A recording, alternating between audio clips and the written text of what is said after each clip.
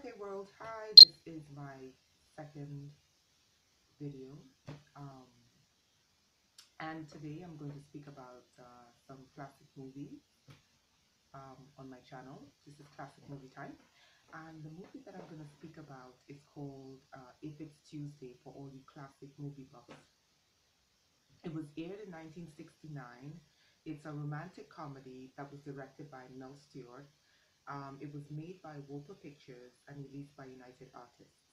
Okay, the film stars Suzanne Pleshette, Ian McShane, I believe that's Mildred Natwick, and Murray Hamilton. And the movie takes place across. It's about a bunch of Americans go, going on holiday. It's a hilarious movie. Going on holiday across Europe, and basically the movie is about like stereotypical American. It's a classic comedy, and the movie talks basically types stereotypical Americans, specific types of Americans that go on vacation across Europe, and it's actually quite a funny movie. Throughout Europe, they visit historic sites and places all across Europe. What makes this movie great is the classical you see coming through the theme of the movie, the classic American view of why it's very hilarious. It's like why everything should be American. And it's mildly stereotypical in that way, and it portrays like these you know typical Americans on vacation in Europe, and it's basically like, why isn't everything American? You know, why don't they speak English in France? Why don't they speak English in Germany? It's kind of like that. Um, Basically, it talks about why the world should be. It's very subtle, but it shows you like American tourists on vacation in Europe for the first time, and it's kind of like the culture shock that they experience. It's kind of like, no, it should be like this because in America it's like this. And meanwhile, this is like the old world. Okay, one of the humorous parts in the movie is where you see this. Not to give away the whole movie, but just to give you one incentive to look at this classic movie because it's a really good, funny movie. One humorous aspect about the movie, very stereotypical, is the the klepto tourists. Okay, this is a tourist that is traveling for the first time, and everything this person sees is a souvenir and has to come back with them. So we have like archetypal types in the movie. We have like this very stereotypical Jewish couple on vacation for the first time. We have klepto, this kleptomaniac on vacation for the first time. We have how do you describe him? The tourist that just travels the world for sex, and films it. I'm not saying that these are, you know, but these are the types they cast in the movie. But it's a light comedy sketch, very humorous. Um, but it shows you, the mindset of some stereotypes that travel. It's actually a great movie, and noteworthy to see. Um, so one of the characters in the movie were this guy who was the traveling klepto. So basically, he's traveling for the first time, and everything he sees, everything he sees is like a souvenir. So what does he do? There's one scene in the movie where he's in the hotel, and like the I don't want to give away too much of the movie, but he's in a hotel, and the concierge calls upstairs and tells him, okay, it's time to wake up. It's like a 6 o'clock call, and it's their last day in that hotel. So everything in the hotel is basically like antique. So you have like because this is the old world, so you have like antique phones, antique furniture, antique paintings. It's a very old classic. Probably this hotel is, even though it's a small hotel, it's probably like 500 years old. Not saying that telephones are 500 years old. I'm just saying that, the hotel is probably 500 years old, and then everything in it is probably like, at least 100 years old. So anyway, so they this is just one part of the movie I give away because I thought it was hilarious. So the concierge, he hangs up the phone with the concierge in this really creepy, weird voice, and cuts the phone cord and packs the phone cord into packs the phone, sorry, into his suitcase, you know, to take the phone. And to the end of the movie, I'm just gonna give you this one tidbit of the movie of, why you should see it. And towards the end of the movie, when they're leaving to take the plane to return to the US, his suitcase falls out of the bus, and all these stolen souvenirs, fall out of his suitcase and basically broke his suitcase because they were literally traveling all over. I think it was more like Western Europe. Basically traveling all over Western Europe, and all these souvenirs that he stole from, from hotels, from places, from, night spots, everything on the itinerary, every place on the itinerary that he stole falls out of the suitcase, and it looks like a pile of junk. So much so that he had to leave the suitcase and board the plane. I mean, it was hilarious. So that's one notable scene in the movie that I thought would be worthwhile for anyone wanting to watch the movie. And another theme in the movie is very interesting.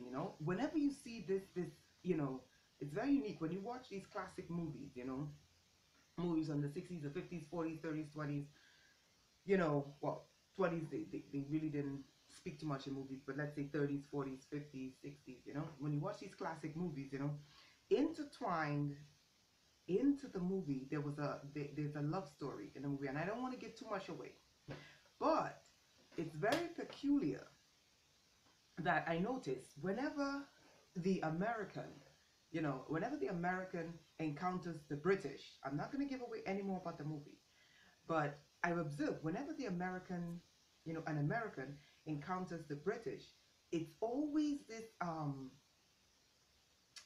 there always comes to play this historical relationship between the two. And I observe that, even in politics, um, even in politics, when you listen to politicians, when you listen to, American politicians and British politicians, well, specifically England, they always speak about this special relation, or for example, whenever you speak about,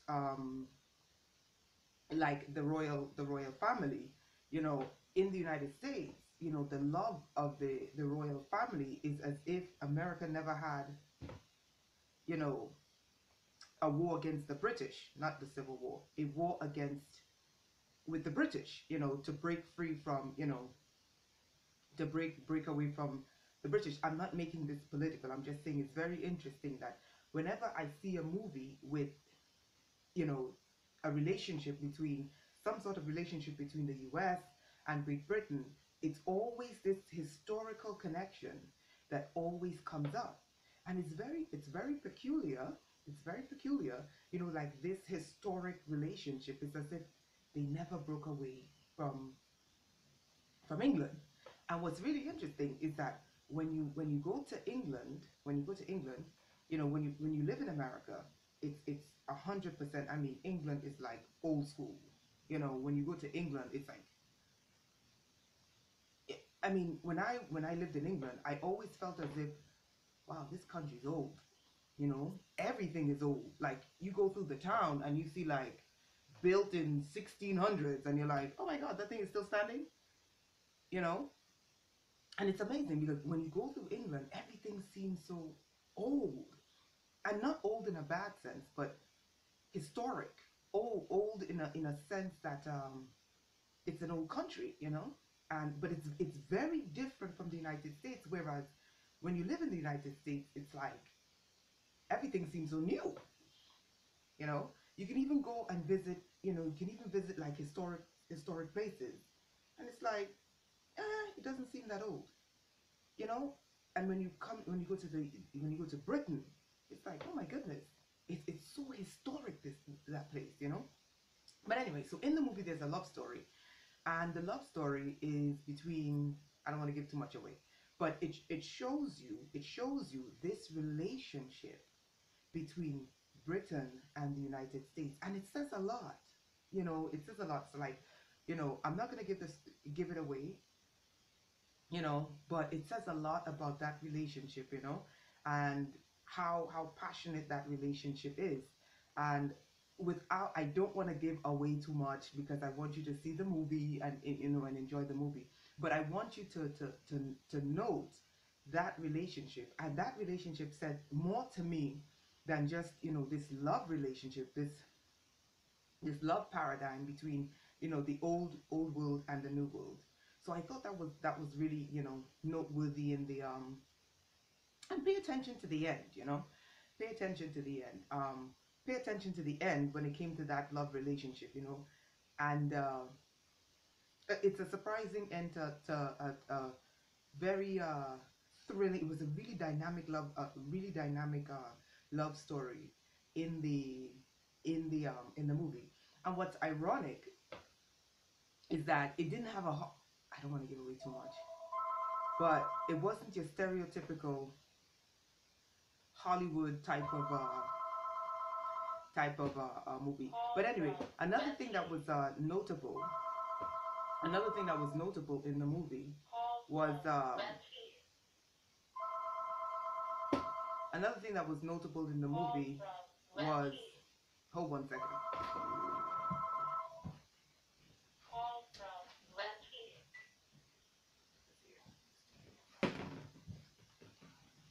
Okay.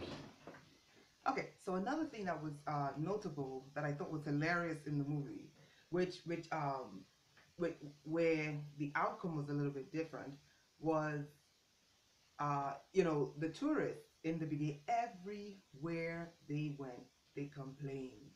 I mean, they complained, they complained, they complained, they complained, they complained. Everywhere they went, they complained.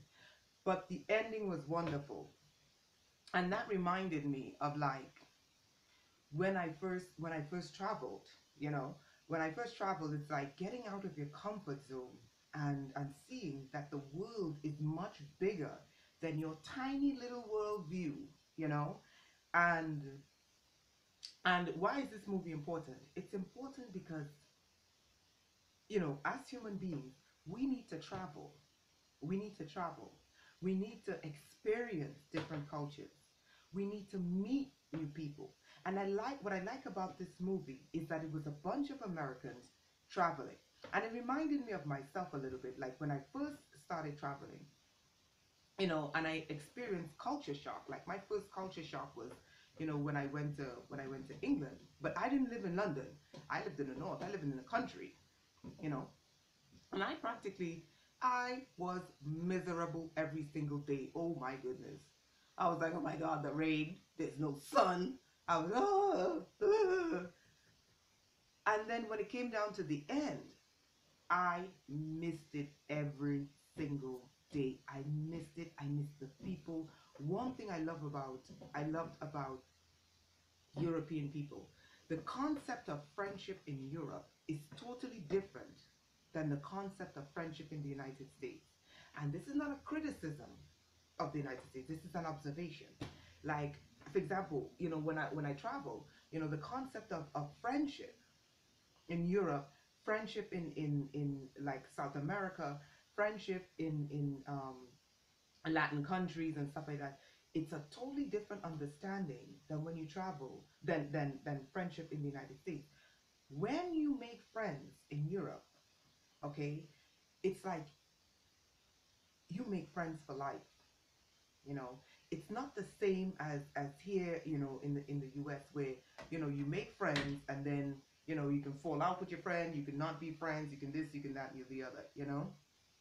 The concept of friendship is very different. When you make friends, you make friends for life. Ups and downs, in and out, thick and thin, they're your friends for life. And it's the same thing I observed in with Latin American countries. When you make friends in Latin American countries, when I traveled, Latin America, it was the same thing. You make friends for life. You know, the other thing I observed was the other thing, and this is why people should travel. this is why I think people should travel, because it will help them to understand that there's a world far beyond their little pea, pea brain thinking. There's a much wider world out there, and you can't stereotype whole groups and races of people, not races, but whole color groups of people because of your experience with one. So I this movie was a great movie because I encourage people to travel, and I encourage people to make friends with different people in the world. And when I say make friends, I mean, make sure you make wise decisions on who you choose as your friends, because there are some downsides with making friends. Make sure you can run a background check, and this person is you know I'm not saying just go out there and make friends with people you don't know. I'm saying, I encourage you to travel, and in your travels, you will make friends, and you will make friends within your circle, people who know people, and you can verify those people and cross check those people and stuff like that. So, what's the point? What's good about this movie is that it encourages people to travel because there's a whole world out there worth seeing. There's beautiful people out there in this world. And it's important for people to travel because it allows you to see that there is a whole world out there apart from yourself. It also allows you to see the world um, outside of this color coded paradigm where the world is either black and it hates you, or white and it loves you. Most of the world, when you travel, most of the world is not like that. Really, it's not like that. Most of the world is, you know, are you a genuine person? When I travel, that's what I encountered. You know, are you a genuine person? You know what I mean? When that initial barrier is overcome, it's like, are you a genuine person? You know, they kind of look at you like, what are you up to? Are you looking for something? Are you here for something? And when they overcome that barrier, it's sort of like, okay, this is a cool person. So my advice, see this movie and make it your next trip to travel Europe. I hope you enjoyed my little classic movie review, and let me know what you think down below. Thank you.